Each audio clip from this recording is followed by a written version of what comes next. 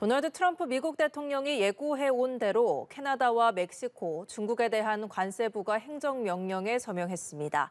이민자와 마약 유입을 그 이유로 들었는데요. 자세한 내용은 보도국 연결해서 들어봅니다. 한미희 기자 전해주시죠. 네, 트럼프 대통령은 현지 시간 1일 캐나다와 멕시코에 25%, 중국에 10%의 관세를 부과하는 행정명령에 서명했습니다. 다만 원유 등 캐나다에서 들어오는 에너지 제품에는 10%의 관세를 물리기로 했습니다. 이번 관세 부과 조치는 오는 4일부터 시행에 들어가며 관세가 면제되는 품목은 없다고 외신들은 보도했습니다. 트럼프 대통령이 서명한 행정명령에는 상대국이 미국에 맞대응 조치를 하면 관세율을 더 올릴 수 있는 보복 조항도 포함됐습니다.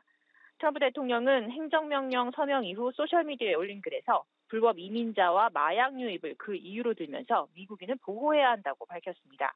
트럼프 대통령은 멕시코와 접한 남부 국경뿐 아니라 캐나다 쪽 북부 국경을 통해 좀비 마약으로 불리는 펜타닐이 대거 유입되고 있으며 중국이 펜타닐 원료를 공급하고 있다고 주장해왔습니다.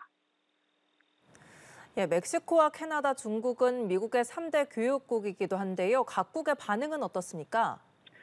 네, 우선 당사국인 캐나다에서는 즉각 맞불 움직임이 일고 있습니다. 온타리오 주지사는 캐나다가 강하게 반격할 수밖에 없다고 주장했습니다.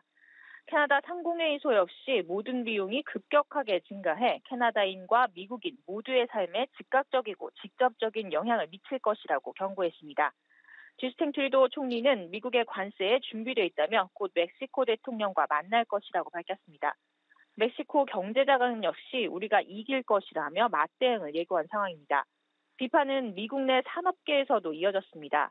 미국 철강노조는 관세는 캐나다에만 피해를 주는 게 아니라 국경 양쪽의 산업 안정성을 위협한다고 경고했고, 석유 화학업계 단체 역시 신속한 해결책을 마련해 소비자들이 그 영향을 느끼기 전에 관세 조치가 철회되길 바란다고 밝혔습니다. 네, 미국뿐 아니라 국제 경제 전체 혼란이 이어질 수 있는 상황이 아닌가요? 그렇습니다. 우선 이 세 나라에서 들어오는 제품은 미국 수입량의 거의 절반을 차지하는 것으로 알려졌습니다.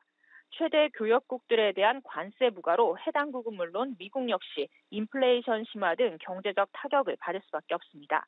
트럼프 대통령은 이에 더해 유럽연합에도 관세 부과 방침을 공언한 상황인데요. 한국의 주력 수출 상품인 반도체를 비롯해 철강과 석유, 의약품 등에도 부분별 관세 부과 방침을 밝혔습니다. 동맹국까지 예외 없이 전면적인 관세를 부과하는 초강경 조치에 국제 통상 질서에도 상당한 충격이 예상됩니다.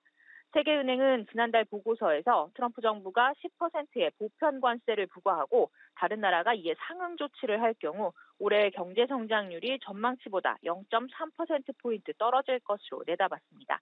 지금까지 보도국에서 전해드렸습니다.